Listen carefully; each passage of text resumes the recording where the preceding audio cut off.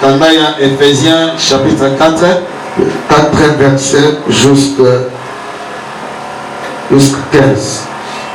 Kobandana 4e verset, kino 15e verset. Je lis au nom de Jésus. Azotana komonezo. Zotana va interpréter. Je lis au nom de Jésus. Amen. Il y a un seul corps et un seul esprit, comme aussi vous avez été appelés à une seule espérance par votre vocation. Il y a un seul Seigneur, une seule foi, un seul baptême, un seul Dieu et Père de tous, qui est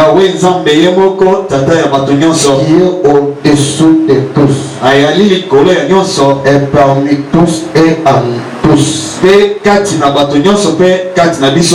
Verset 7. Mais chaque de nous, la grâce a été donnée selon la mesure du don de Christ. C'est pourquoi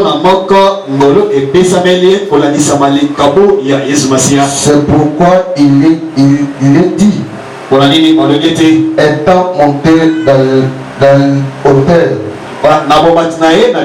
il a mené des captifs et il a fait des dons aux hommes. Or, qu'est-ce que signifie il est monté, sinon qu'il est aussi descendu dans les régions intérieures de la terre.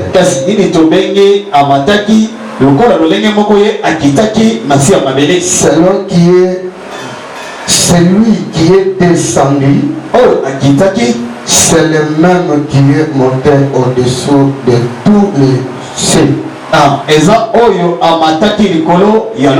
Afin de remplir toutes choses. Et il a donné les uns comme apôtres,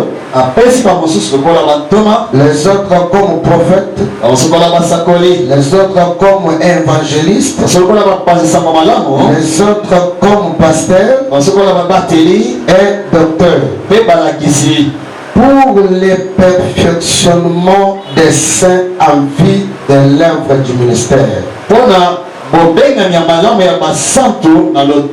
et de l'édification du corps de Christ,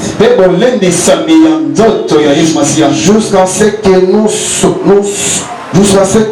nous soyons tous parvenus à l'unité de la foi et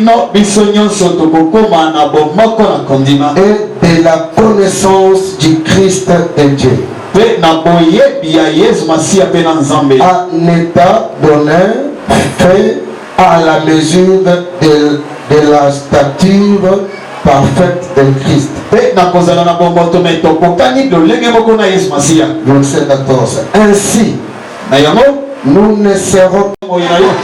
Il faut avoir en tant que chrétien, tu dois avoir les piliers de ta vie. Tu dois avoir les piliers de la foi. Parce que tu es chrétien. Chaque chrétien doit avoir les piliers de sa foi. Bien-aimé, nous avons cru à l'Éternel, c'est par la foi. Alors, je suis en train d'expliquer les piliers. Les piliers, c'est quoi? Parce qu'ici, il y a les piliers d'une foi authentique. Il y a aussi foi authentique. Alors, je suis en train d'expliquer les piliers. Pour toi qui écrive, les piliers, ce sont les fondements. Personne n'a moins attend voilà. Je dis les piliers, ce sont les fondements, la base, la source sur laquelle la foi est assise. C'est ça le pilier. C'est un fondement. Ce sont la base la source par laquelle ta foi doit être assise. Si ta foi manque les piliers, c'était foi sans œuvre. Pourquoi c'était foi sans œuvre? Parce que toute foi doit avoir les piliers. Le dimanche passé, je vais donner un exemple. Le prière, c'est comme une chaise. Pardon, vous me dérangez. Une chaise à 4 pieds. Il est impossible. Il y a besoin d'un kit qui a des pieds. Jamais on va vendre la kit. Parce que ils ont dit quelque chose. Mais si la chaise a 3 pieds, tu peux se mettre avec difficulté. Ce côté, peut-être tu vas tomber. Mais une chaise normale qui est bien doit avoir 4 pieds. C'est-à-dire les pieds supportent le pied d'une chaise. Supporte kilo. Supporte la charge. Pour bien se mettre dans une chaise, il faut que cette chaise-là avoir 4 pieds. Je vais donner un autre exemple. Notre corps ici, il y a des couronnes. Il y a des poteaux ici. Alors les poteaux, c'est ça les piliers. C'est ça les piliers. S'il n'y a pas de poteaux, c'est-à-dire il n'y a pas l'hangar. C'est les poteaux qui est supporté notre corps de l'église. C'est-à-dire c'est la foi qui a supporté notre relation envers Dieu et nous. C'est à partir de la foi que nous sommes les enfants de Dieu. Parce qu'on a crié à Dieu par les Écritures. Il faut bien se regarder. Est-ce que tu as les piliers? Parce que les piliers, c'est notre vie quotidienne. Amen. Chaque vie de Bayo Kake Longwe, ce moment Dieu tant de charpentier a bêté qui m'a bu. Et Tengami. Mais ceux qui l'ont longué quand il va c'est de haut et ça place au sein de lui et pourquoi. Amen. Est-ce que vous comprenez? Vous comprenez? C'est-à-dire la foi est assis dans la parole. Alors moi je dois exécuter seulement sur la parole. C'est la parole de Dieu. Parce que la parole, on attend, on écoute, on la pratique. Si on pratique la parole, tu directement, quand tu seras béni. À la parole de Dieu. Parce qu'on écoute la parole. Écoutez, lorsque la parole doit venir, c'est pour changer, c'est pour donner la vie, c'est pour restaurer. Ce qui est impossible, ce qui est impossible aux hommes, ce qui est impossible aux hommes, mais c'est possible par la parole. La parole n'a jamais joué. La parole n'a jamais raté. Moi, en tant qu'homme, je peux échouer, je peux rater, mais la parole n'a jamais raté. La parole n'a jamais échoué. C'est pour cela la foi de Pierre, était assis sur son travail. Parce qu'ils travaillent avec leur intelligence. Ils travaillent avec leur fond. Mais ils ont pris la foi. Ils ont pris Jésus. C'est pour cela la Bible dit. Écoutez ce que la Bible dit. La Bible dit c'est ça, Luc chapitre 5. Pierre a travaillé toute la nuit. Il a fait les efforts avec son étude. que chaque nuit les poissons marchent. J'ai pas voir les poissons pendant la nuit. Oui, il avait raison. Parce qu'il a péché que la nuit. Il a beaucoup travaillé. J'ai prophétisé ce soir, ce matin. Même si tu as échoué, j'avais beaucoup travaillé. Il n'y a rien eu. Ce matin, à cause de cette parole, à cause de cette parole, toi tu dois réussir. Toi tu dois l'avoir. Parce que la parole va changer ta vie. C'est pour cela que je veux dire ceci. Premier pilier. Avant que j'exprime, ne crois pas sur un homme. Mais crois seulement à la parole. C'est pour ça la Bible dit. Lorsque Jésus est venu, il a trouvé des bacs. L'un pour Pierre. Et la Bible a cité seulement les bacs de Pierre. Mais Pierre était fatigué. Parce qu'il avait beaucoup travaillé. Lorsque Jésus est venu, il a commencé à discuter avec Pierre. Il a commencé à parler avec Pierre. Je ne sais pas. Pierre a dit attendant qu'il est à l'université. Christ a dit à Pierre, Pierre, je sais que tu es fatigué. Je sais que tu as rien dit. Mais écoute ce que je te dis. La voix de ce qu'on entend. Jésus a parlé avec Pierre. Pierre a écouté ce que Pierre. Jésus a parlé. Amen l'église. Jésus a dit à Pierre, avance ton bateau plein eau. Pierre a dit, ce type, il est fou ou il est comment? J'ai travaillé pendant la nuit. Je n'ai rien pu. Alors il me disait de recommencer encore. C'est possible. Oh, je vais te déclarer. C'est comme un troisième mois à zéro. C'est un troisième mois à zéro. C'est comme un troisième mois à l'Iwa. Croyance n'a rien dans le banazal. Troisième mois à l'Iwa. La zone à la commande à Yes. Là où il y avait zéro. La volonté de Dieu. Par Dieu lui-même. Il ne voit pas de zéro. Il voit la bénédiction.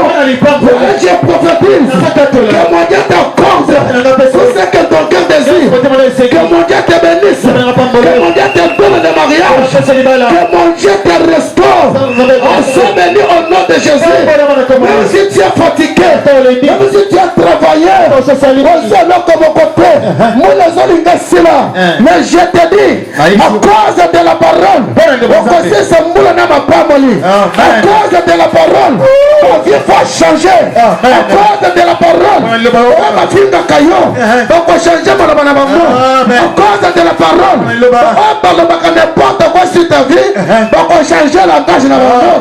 C'est pour cela que je déclare que Dieu change ta vie, que mon Dieu t'amène loin, que mon Dieu t'accorde tout ce que ton cœur désire, que la rosée du ciel arrose ta vie. Et je prophétise que la parole de Dieu arrose ton travail, que la parole de Dieu arrose ta santé, que la parole de Dieu t'amène loin.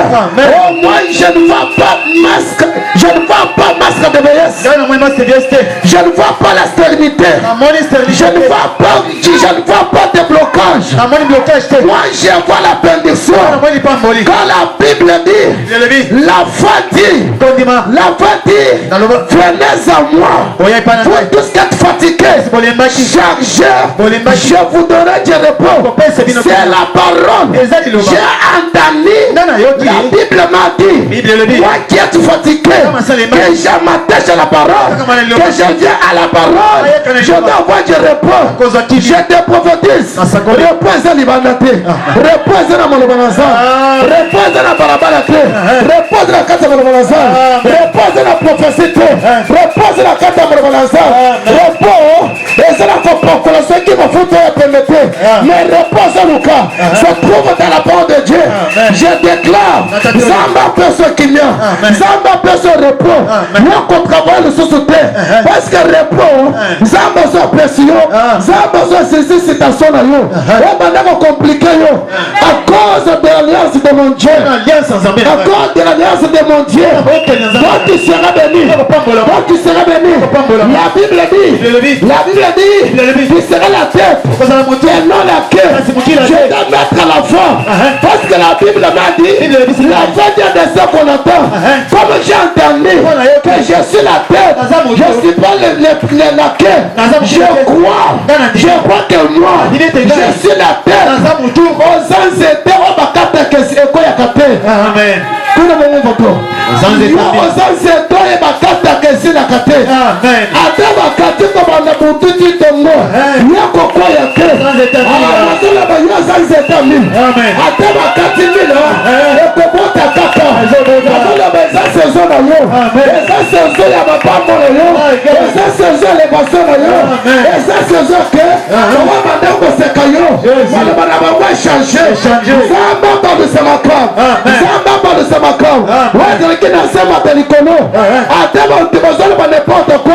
Je te déclare, toi tu es béni, toi tu es la tête, toi tu es la tête.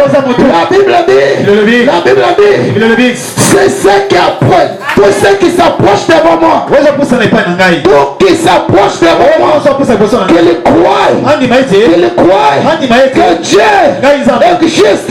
Je te dis, Dieu existe, la foi existe, la parole existe. Je suis en train de prêcher cette parole-là que tu attends, que ça t'a entré dans ta vie. Ta vie va changer. Je vois, Dieu est en train de changer ta vie. Dieu est en train de changer ta vie. Yahweh nashiba kwamba nashiba kwa la milao nashiba tuta mapupila hasi sambo tulipasira mtumo kakukufisha bondo kakukufisha bondo nashe kapitala kashika kumbo alutwa wawa itabusha tija zambi waje tujangi kuangila tuwa kuangila na zambi tuwaji kuangila tuji wakukula ya chitu chitu kujukumana kutigala wakukwasha kujumuntu kujulako washo mashia ya mukula ya chitu bibanda biwaka bije bikumana kujinda jala zambi mukula chakata mujila dayasi zambi mukula chakata mujila dayasi zambi mukula kiba akata kiba kamujila dayasi zambi mukula ya zambi mukula ya mama shini akata mujila dayasi wakwena nyikongirata wakwena nyikongirata uche munda mwaba wawo yafu kongera uchu putamba balashi putamba benama putamba chota jem mwitaba mujide zabu jukubenashi jukulamba witaba wawa mwitaba najua usamu najua nye problem amilaji kakula problemu jukulakela julamu jukulakela masaba jukulakela wakashi jukulakela selima jukulakela najiji saba jamuchana najiji saba jamuchana kaje tuje resiste kupala kwa parola to kupala kwa parola to c'est poser la Bible dit il y avait un semi-ouais qui n'attend même pas n'est-ce pas que j'ai prophétise même si tu es semi-ouais lorsque la porte doit venir les enfants vont la matin ma parole ezana makasi atana sama bele parole ezana makasi atali kolo ezana makasi parce que Christ a créé la terre par la parole. Christ a créé les cieux par la parole. La Bible dit toutes choses ont été créées à elle. C'est-à-dire Jésus a créé homme par sa parole. Première création que Jésus a créé, il a créé par la parole. Jésus a créé animal par la parole. Jésus a créé créé toutes choses par la parole. Et la parole crée de nouvelles vies dans ta vie.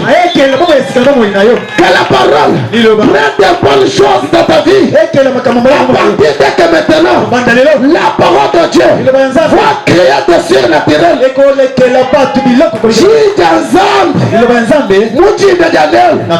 Tu fais la vie au corps, mon amour. Tu crois que tu commandes du poulet à toi. Najimante bakati bakula pia. Ukati mtu mwana fabrike. Kujishapa yito. Kujishapa yito. Jikwambila. Mungu achukuchika po. Mungu achukushika po. Mungu andazamu tuwamu. Kabakati ni moi. Bible tu compare. Kafwa ni lion. Bitu wakonsekai. Bitu impossible. Mais Bible tu wama. Kabakati kikala ni moi. Itatambwa mama ajanu ni moyo. C'est possible. C'est la mama machine ajanu ni moyo. C'est possible. Zamba changer du web. Chilolo buti da dalel. Zamba changer de frère. Zamba changer de ma sœur. Ozana pema pomate. Ozana pema pour que Zamba changer de nous. Amen. Zamba batelio. Ezapa na pomate. Dieu t'a protégé pour que en toi que les gens sachent très bien que toi tu es enfant de Dieu, que toi tu es enfant de Dieu. Toi qui me suis, peut-être que tu es fatigué, peut-être rien marche dans ta vie, tu as des problèmes, beaucoup de problèmes, tu te demandes, j'ai beaucoup prié, j'ai donné les offrandes, oui, mais c'est que tu manques les piliers, tu manques les piliers, tu manques la croyance, tu manques la croyance à la parole de Dieu. Crois seulement, tu auras les miracles. La Bible dit, crois, et ta famille, il sera sauvé. On demande l'aide du Saint-Esprit qu'on puisse être attaché à la parole. Église est baptisée. La parole, c'est notre vie. La parole, c'est notre vie quotidienne. Lorsque nous aimons la parole, nous donnons la confiance à la parole de Dieu. Donc, on semble la mouquet. Miracle, Amen. Je suis homme de prière. J'étais, on a commencé à veiller à 22h. On a terminé à 6h. Je suis homme de prière. Mais je donne importance à la parole. Je crois à la parole.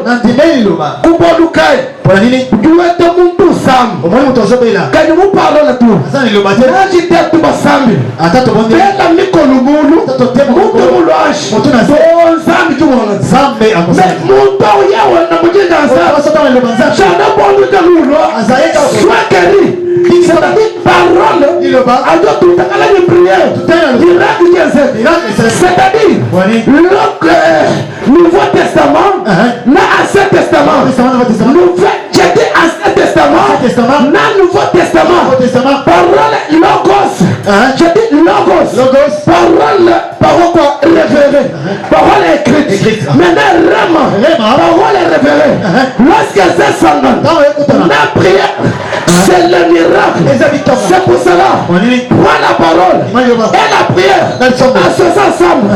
Tu dois être béni. Tu dois être béni. Pourquoi tu échoues? Tu échoues parce que tu es seulement la parole. Voilà un enfant ou un bon serviteur. Il doit faire des choses. Les choses c'est quoi? Il doit voir le vin. Il doit voir le vin et le huile. Huile c'est-à-dire huile, c'est l'onction du Saint-Esprit. Le vin c'est quoi? Le vin c'est la parole. Parce que le vin est soit quand c'est la parole. Parole et soit quand. Tant que soit quand, et personne n'a bon mot. Mais l'onction se trouve dans l'huile. S'il y a l'onction, il faut ajouter parole. Très profond. Amen l'église. Amen. Amen. Amen. Amen l'église. Amen. Si la poussière mes enfants, Pierre a dit, Merci. Merci. Merci. Christ, Papa. Tout palangai. Je crois. Nandimi. Sur ta parole. Naliloba na yo. Zambe wa mujuru. Zambe na lola. Zambe wa. Zambe na nga. Nashua mweza maluwa suna to. Ata osali makambo nyonso ke liboso te. Mukaji mukanga magasin. Otangi kote na magasin na yo. Limbala lukiba katika bokufu. Libala elingi kufa. Kapitale kakatika jika. Kapitale esesi na maboko. Mais sigue la parole. Naliloba. Hein? Sigue la parole. Naliloba. Mets ton travail. Chamosala na yo. Par la parole. Naliloba nzambe. Tu réussiras. Yo kolonga. Mets Ibeli solo. que cette vérité, c'est ma vie. Directement tu es venu. Écoutez, maintenant les consommateurs de la face c'est qui? Les consommateurs de la face c'est Jésus-Christ. La face c'est le nourriture de Jésus. Ah, Ils sont de bon vrai. Est-ce que vous voyez? Nourriture de Jésus, c'est la foi. Je suis le consommateur de la foi. Christ est le consommateur de la foi. Christ mange la foi. Dans la croyance de la parole de Dieu, il y a la patience. Sois patient. Ne sois pas pressé. Somba muchibasi. Somba njitalan. Somba kuchibakaji. Nasho mwana noir sur noir. Chibakaji njeba wewe. Nashukul mwanchu kulele to.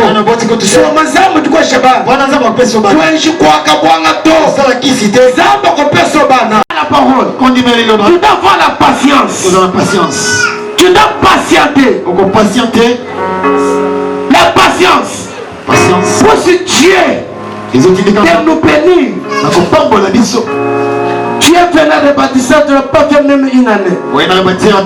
Tu viens quitter l'église. Parce que nous, nous sommes ensemble la vie. Mais tu es vivant. Je pense à l'Iban ensemble le Koufakal. Lorsque tu es venu ici, le premier miracle que Dieu t'a fait, c'est le souffle de vie. Tu es pressé pourquoi? Assieds-toi. Nous connaissons promesse. Encore que sa promesse est là. Celui qui a déclaré promesse, il y a des choses. Celui qui a déclaré promesse et celui qui reçoit les promesses. Le problème, c'est trop au niveau de celui qui reçoit les promesses. Le problème, c'est trop au niveau.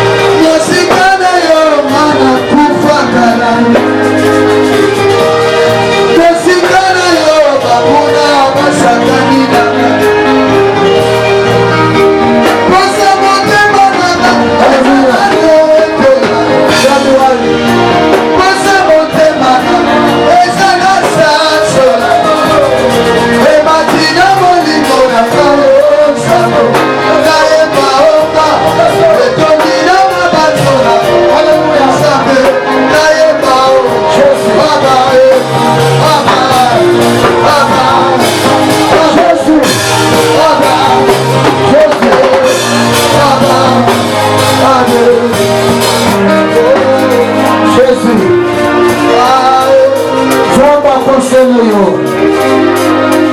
Olela mingi. Bosi nino oye sila kate. Mukamunine sila kate. Poni no merite pas à vous. Osala mukilini. Parole oyo changer finalement. Parole oyo esala makamasi kana bien na biso na tomale. Tokufela likambo nini nano topambola mitema. Luwaya bantu tokufa te.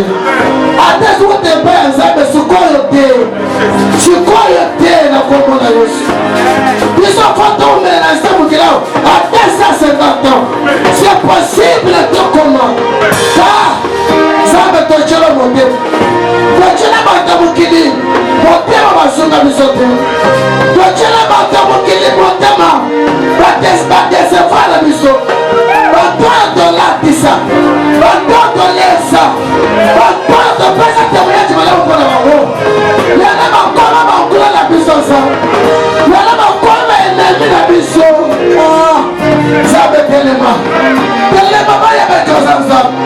Telema makoma ya bekoza Nzambe. Telema. Lori ebe sente. Yika mara sante alabaka. Yike mende sente. Zama zina kata kupanguza mtu mwana baya misu. Zama zina kata kupanguza misoli. Zama zina kata kupanguza misoli. Olele kala. Toko lele saya yo. Toko lele saya yo. Toko lele saya yo. Yakwala. Yakwala. Zara konekte. Zara konekte. Zama zina kata yo. Zama zina kata yo. Lele saya yo. Lele saya mkola yo. Lele saya mkola visitation. Ya ya ba ba ba ba ba ba ba ba ba ba. Mesikana. Yes, yes, yes, yes, yes, yes, yes, yes, yes, yes.